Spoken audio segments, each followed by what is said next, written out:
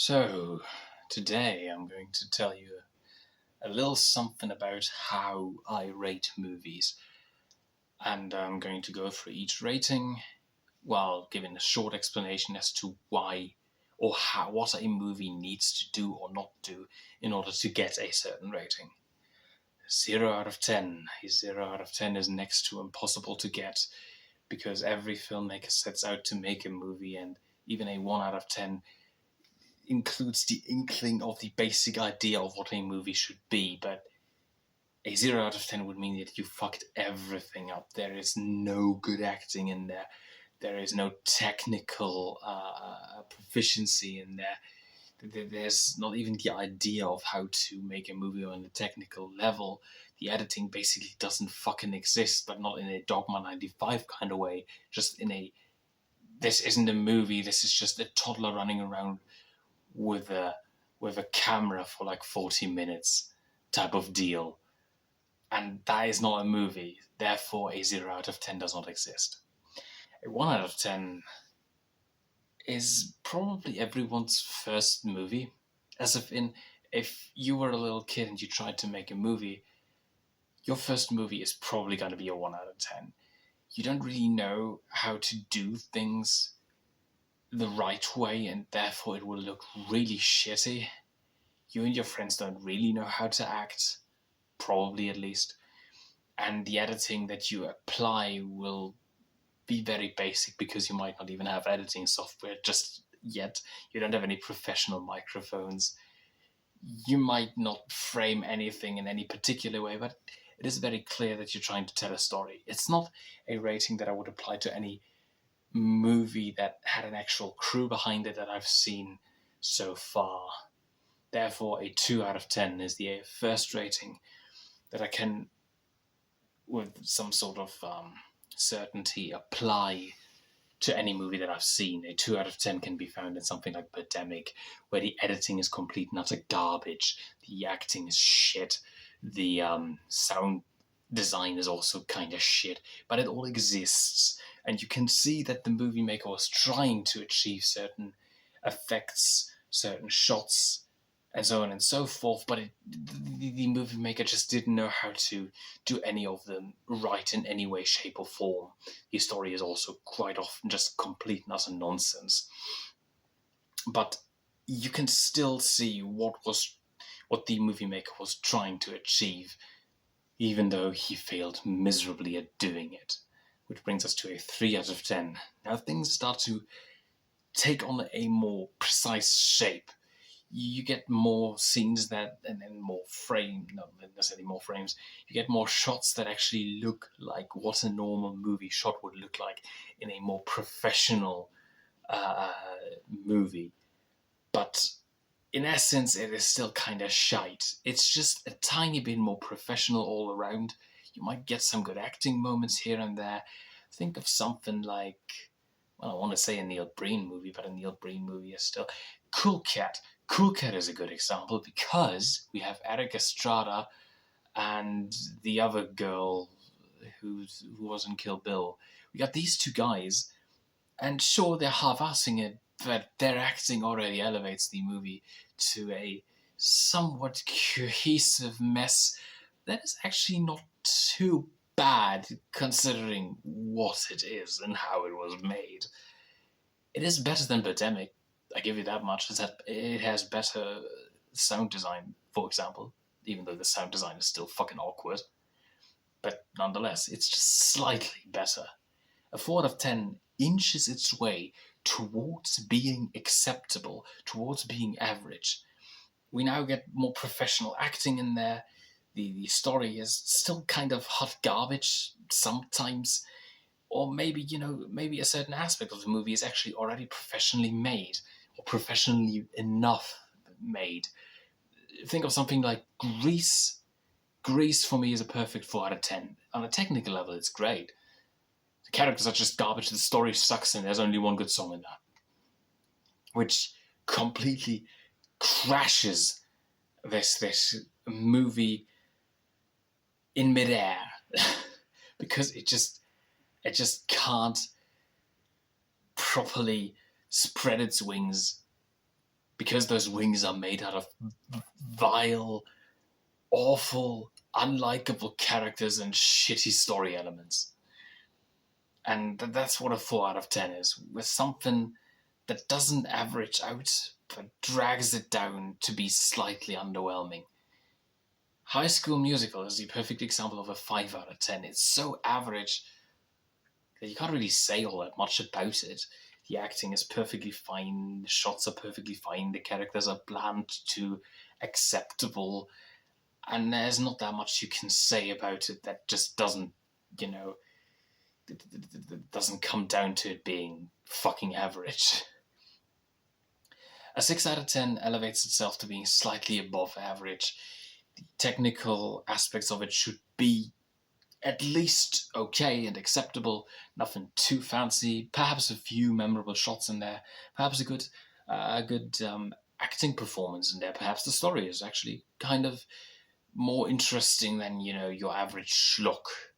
But it's still not necessarily something that it could be considered close to being a masterpiece. But nonetheless, it is a 6 out of 10. I would think that I had a good idea of what a 6 out of 10 was. It's a good example. Star Trek 3, perhaps. Star Trek 3 and the original Star Wars movie. Star Wars is a perfect example of that. On a technical level, everything is nice. You got some really great shots in there, but the characters just kind of bland and forgettable. And, it's not... Oh, I'm about to say something that will piss people off. It's not at least the 7 out of 10 that, a better movie deserves to be given. A movie that actually has more interesting characters, more interesting shots, and overall is just the better movie. And maybe even the best movie that has the name Star Wars on it.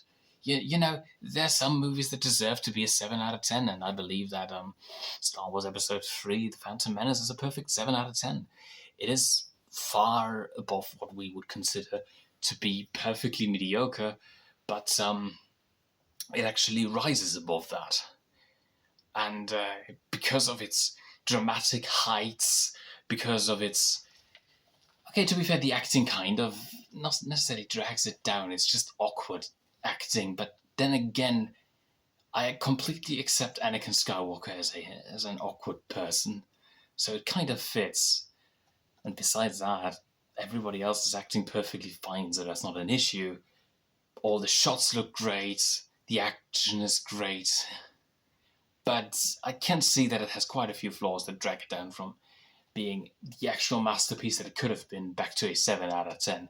So it is above average, like quite a bit above average, but not quite as above average as to achieve greatness. And pure greatness starts at 8 out of 10.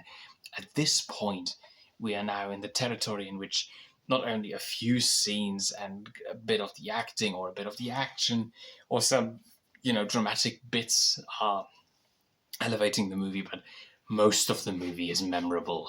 Trying to think of a good example of what I would give an 8 out of 10. Honestly, weirdly enough, I 100% believe that. I lost my train of thought. No. I'm gonna go with that. Evil Dead 2. Evil Dead 2 is an 8 out of 10. It is memorable. It is eternally rewatchable, but it is kind of hollow in certain aspects. It's not as deep as one would like it maybe to be. I mean, it is super entertaining, super memorable, but it could have been a bit more when it comes to, character moments and whatnot. Which is to say that an 8 out of 10 means there is just room for improvement, but there's nothing that really drags it down in any way, shape, or form. It's just that there could have been a bit more world building, perhaps, in the case of Evil Dead 2. Which brings us to a 9 out of 10. And the 9 out of 10 is, we are so close to greatness. There is barely anything that I personally would say is dragging this movie down, and only like this little sparkle is missing. A teeny tiny sparkle that could have elevated this movie into the realm of near perfection, where it is hard to think of something that I would consider to be bad about it. Looking at my movie shelf, I believe one of the movies that 100% deserves to be a 9 out of 10 is El Topo. El Topo is this kind of movie that is amazingly well made, has great acting in it, memorable scenes up the wazoo, interesting action, interesting character moments, and so on and so forth. It's so surreal and just all around great, great experience to go through. Whew, 10 out of 10. Now I've done it. I don't know if I can give a movie a 10 out of 10 with a clear conscience. I think looking at all the movies that are on my shelf, the closest thing I could, provide to you that is a 10 out of 10 or something close to a 10 out of 10 might be one of my favorite movies of all time, which is Clockwork Orange. But even then, that would imply that this movie is close to perfection. I'm not sure if I'm willing to go that far. When I was 15, to me, the most perfect movie in the world was Donnie Darko. I'm not sure if I can still entertain that thought. I'm not sure if there truly exists a 10 out of 10, but I'm willing to give a movie, or I'm a lot more willing to give a movie a 10 out of 10 rather than a 0 out of 10. And by that I mean, there are more movies out there that I consider to be maybe a 10 out of 10 than I consider to be a 0 out of 10. Because greatness is always something that you can strive for and that you can get close to, but complete and utter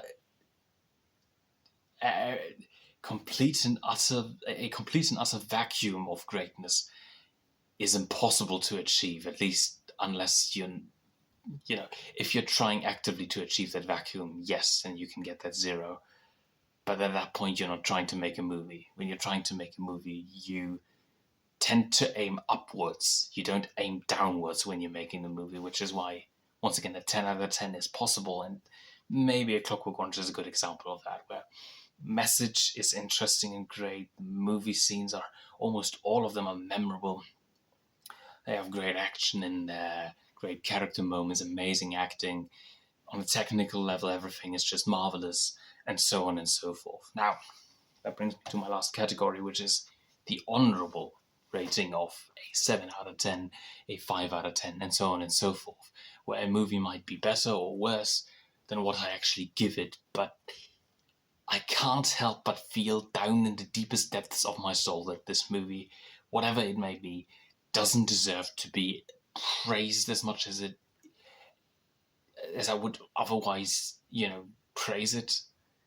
That it doesn't deserve as much praise as I would otherwise give it if I were to rate it on the merits that I just previously explained. It's just like a very emotional type of deal. Something like Grease. Grease is the perfect example of that. If I were to just go by technicalities and maybe acting and whatnot, sure, it could be a 6 out of 10, but that 4 out of 10 is just, from the deepest depths of my soul, the most logical rating I could give this movie, because it sucks so hard at having relatable characters or interesting songs for the most part, or an interesting story. It just sucks so hard, and that therefore drags it down again, even though I could 100% see it being a 6 out of 10, just like X-Men Origins Wolverine as a 7 out of 10, even though, if I were to be honest on an academic type of level, I would give it a 5 out of 10 probably, but because it just excites my inner teenager, it just kind of elevates itself up to a 7 out of 10. But those kind of ratings are reserved for very special movies where I do feel something despite knowing that I should know better, or where I believe where the movie is kind of tricking my brain by being something very weird. But not in an El Topo kind of way, in a, X-Men Origins Wolverine kind of way. And that's it. Those are the type of ratings I tend to give to movies. And now you have a basic understanding of why I give certain ratings to certain movies, and what you can expect, or what you can't expect at the same time, from my reviews, which is very, very few 10 out of 10s, basically no 0 out of 10s. And on average, probably not even a lot of 1 out of 10s. So the most logical ratings you will see will probably be between a 7 and a 4 out of 10, because everything that is below or above these types of ratings tend to be movies that either were groundbreaking in some way or so good that I'm not even sure why I would need to review them, because I would at that point already know what to, give them.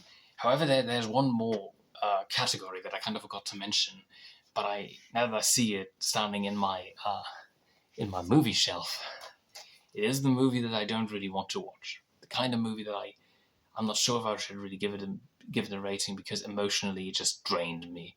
Very few movies fall into that category.